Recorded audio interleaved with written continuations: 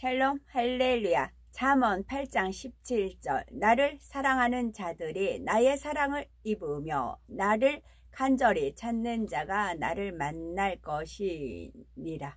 아멘. 제목은 하나님은 어떻게 만날 수 있을까? 입니다. 인생을 살아가면서 어떤 사람을 만나느냐 하는 것은 매우 중요한 일입니다. 어떤 사람을 만나서 함께 하느냐에 따라 행복과 불행, 성공과 실패가 결정되는 경우가 많기 때문이지요.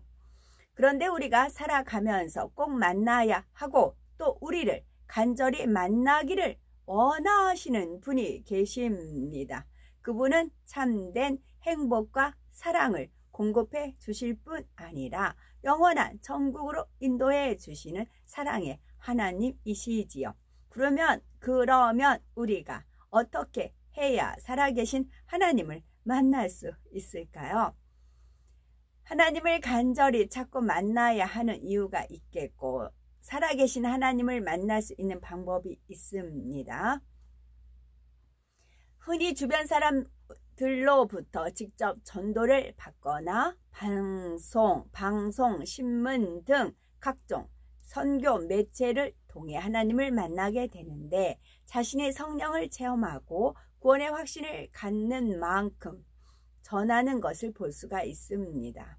그래서 전도를 해보면 사람들마다 신에 대한 생각도 달라서 간절히 찾고 만나는 사람도 있지만 그렇지 않은 사람들도 많죠. 그 중에는 마음이 선하여 신의 존재를 부인하거나 의심하지 않기에 즉시 마음의 문을 열고 주 예수 그리스도를 영접하는 사람도 있지만 하나님을 직접 보아야 믿겠다는 사람도 있고 믿으려는 마음도 없이 하나님을 보여달라고 하는 사람도 있습니다. 그런데 하나님을 만나기를 원치 아니하며 찾으려고도 하지 않는 사람들은 하나님께서 얼마나 위대하시고 능력이 있으신 분인가를 전혀 모르는 사람들입니다. 하나님에 대해 밝게 한다면 그들도 하나님의 크신 사랑과 하나님의 크신 능력을 체험하고자 하나님을 간절히 찾고 하나님을 만나기를 원하고 사모할 것입니다. 과연 하나님은 어떤 분이실까요? 하나님께서는 우리 사람과 천지 만물을 지으신 창조주이시며 인류의 시조 아담의 불순종으로 인해 영원히 멸망으로 갈 수밖에 없었던 우리를 위해 독생자 예수 그리스도를 이 땅에 보내주신 구원의 하나님이십니다. 또한 모든 것을 감찰하시며 능치 못할 일이 없으신 천지전능하신 분이며 구하고 찾고 두드리는 사람에게 응답해 주시는 사랑의 하나님이십니다. 이러한 하나님을 만나면 절망과 고통 가운데 있는 사람들은 참된 소망을 얻으며 각종 질병의 문제를 해결받을 뿐만 아니라 죽음의 공포로부터 해방되어 영원하고도 변함이 없는 참된 생명을 얻을 수 있습니다. 살아계신 하나님을 만날 수 있는 방법이 있어요. 첫 번째는 성경 66권 말씀 가운데 하나님을 만날 수가 있습니다. 두 번째는 기도하는 가운데 하나님을 만날 수 있고요. 세 번째는 찬양하는 가운데 하나님을 만날 수 있답니다. 네 번째는 예배 드리는 가운데 하나님을 만날 수 있고 다섯 번째는 선과 의, 빛과 공의, 진리와 사랑 가운데 하나님을 만나고 동행하는 축복을 받기도 합니다. 하나님을 만날 수 있는 방법 첫 번째는 성경 66권 말씀 가운데 하나님을 만날 수 있죠. 우리가 성경 66권 말씀을 양식 삼고 행하는 만큼 하나님의 마음과 뜻을 알 수 있고 하나님께 가까이 나아갈 수 있답니다. 10편 19편 7절에서 8절에 여호와의 율법은 완전하여 영혼을 소성케 하고 여호와의 증거는 확실하여 우둔한 자로 지혜롭게 하며 여호와의 교훈은 정직하여 마음을 기쁘게 하고 여호와의 계명은 순결하여 눈을 밝게 하도다 하셨으니 하나님의 말씀을 많은 정금보다 더 사모하며 꿀과 송이꿀보다 더 달고 귀한 것으로 여겨야 합니다. 따라서 하나님을 만나려면 무엇보다 먼저 주님의 몸된 교회에 나와서 하나님의 말씀을 가르침 받아야 하지요. 바로 하나님의 말씀을 듣는 가운데 성령이 역사하여 마음 깊은 곳에서 기쁨이 넘치며 하나님을 만나는 체험을 할 수가 있기 때문입니다. 또한 하나님의 말씀을 듣는 것이 중요한 만큼 말씀을 보는 것도 중요합니다. 성경은 하나님의 마음과 뜻을 담은 책으로서 성령의 감동한 가운데 쓰여진 글이지요. 그러므로 성경을 단순히 문자적으로나 이성적으로 혹은 지식적으로 읽는다면 그 뜻을 온전히 깨달을 수가 없을 뿐만 아니라 전혀 엉뚱한 해석이 나올 수도 있습니다. 그러나 성령의 감동함 가운데 읽을 때 영적인 의미를 깨우칠 수 있고 혼과 영과 및 골수를 찔러 쪼개는 생명력 있는 말씀으로 다가와 하나님과의 교통이 깊어지고 하나님을 만날 수 있는 길이 열리게 되는 것입니다. 또한 하나님은 기도하는 가운데 만날 수가 있는데요. 아무리 성경을 많이 알고 있다 해도 기도하지 않으면 하나님을 만날 수 없습니다.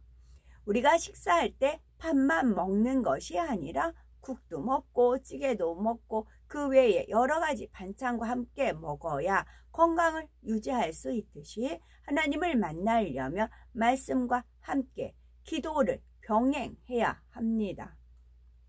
기도는 우리의 영혼의 호흡과 같아서 사람이 호흡을 해야 육의 생명이 유지되듯이 기도를 통해 하나님과 교통을 이루어야 하나님의 말씀을 깨닫게 되고 영적인 생명이 유지될 수 있습니다. 그래서 에레미야 29장 12에서 13절에는 너희는 내게 부르짖으며 와서 내게 기도하면 내가 너희를 들을 것이요 너희가 전심으로 나를 찾고 찾으면 나를 만나리라 말씀하시며 살아계신 하나님을 만나는 방법을 알려주신 것입니다. 성경에서 하나님을 만나 영적인 교통을 이루며 지극한 사랑을 받았던 믿음의 선진들도 한결같이 하나님께 기도했던 것을 볼 수 있습니다. 그런데 중요한 것은 정령 마음 중심에서 하나님을 믿고 경외한다면 당연히 하나님의 뜻을 쫓아 무릎을 꿇고 간절히 기도해야 하며 이렇게 행할 때 모든 간구와 기도의 응답을 받는 것입니다. 세 번째는 찬양하는 것 가운데 하나님을 만날 수가 있습니다. 오늘날 우리 한국 기독교에서 큰 부흥을 이루면서 찬양을 감당하는 모임들이 많이 생겨난 것을 볼 수가 있는데 이는 하나님께서 찬양을 매우 기뻐하시기 때문이지요. 이스라엘의 유대한 왕 다윗은 어릴 때부터 하나님을 사랑했기에 찬양하기를 즐겨하였고 찬양을 기뻐 받으신 하나님께서는 그의 중심을 보시고 후일 이스라엘의 왕으로 세워주셨습니다.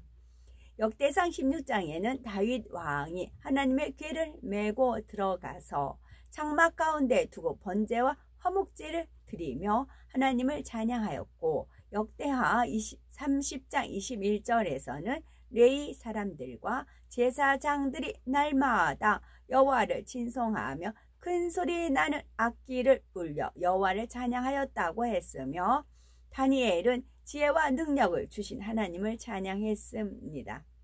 하물며 우리를 구원과 영생의 길로 인도해 주시고 참 행복을 알게 하신 하나님께 마음 다해 찬양 드리는 것은 너무나 당연한 일이지요.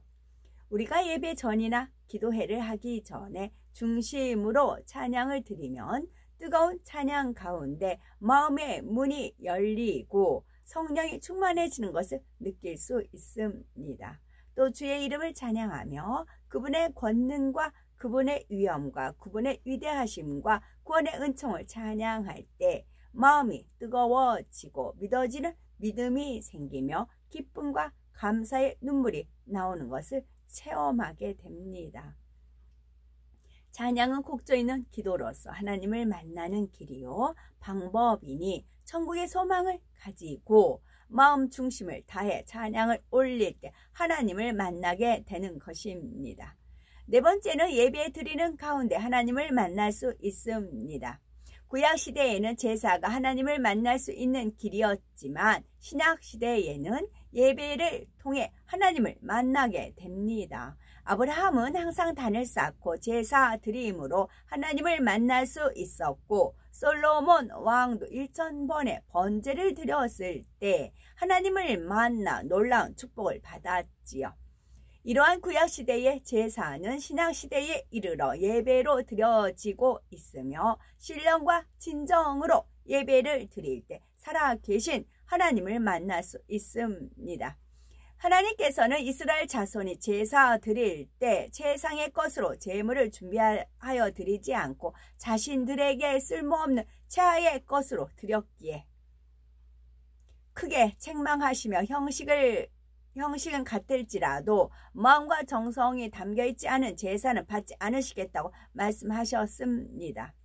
그래서 예배는 자기 마음대로 드리는 것이 아니라 하나님께서 명하신 예배의 원칙에 따라 드리되 구원의 은혜와 주님의 사랑에 감사하는 마음으로 온전한 예물과 정성을 다해 드려야 합니다. 이러한 하나님의 뜻을 쫓아 신령과 진정으로 중심을 다한 예배를 드리면 위로부터 은혜가 임하여 소망과 기쁨이 넘치며 생명 대신 하나님을 만날 수 있습니다.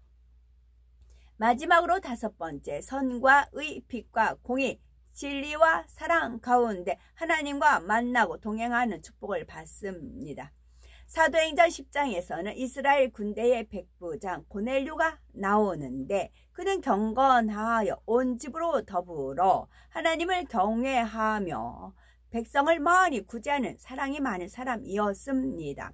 비록 이방인이지만 하나님께 항상 기도하니 그의 기도와 구제가 하나님께 상달되어 하나님을 만나게 된 것입니다. 하나님께서는 그에게 사랑하는 종 베드로를 보내셔서 하나님의 말씀을 전하게 하시고 말씀을 듣는 모든 사람에게 성령을 부어주셨습니다. 그래서 온 가족은 물론 일가 친척, 가까운 친구들까지 성령을 받고 구원을 받는 놀라운 일이 일어난 것이지요. 이처럼 하나님의 뜻을 알아 계명을 지키고 하나님을 경외하며 선을 행할 때 만나 주시며 더 나아가 빛 가운데 온전히 들어가면 하나님께서 동행해 주시는 축복을 받게 됩니다. 그러므로 하나님의 살아계심과 하나님의 역사하심을 분명히 믿기에 간절히 찾고 만나는 것은 물론 하나님을 뜨겁게 사랑하여 구하는 것마다 응답받으며 하나님과 동행하는 삶을 영위하는 우리가 됩시다. 아멘.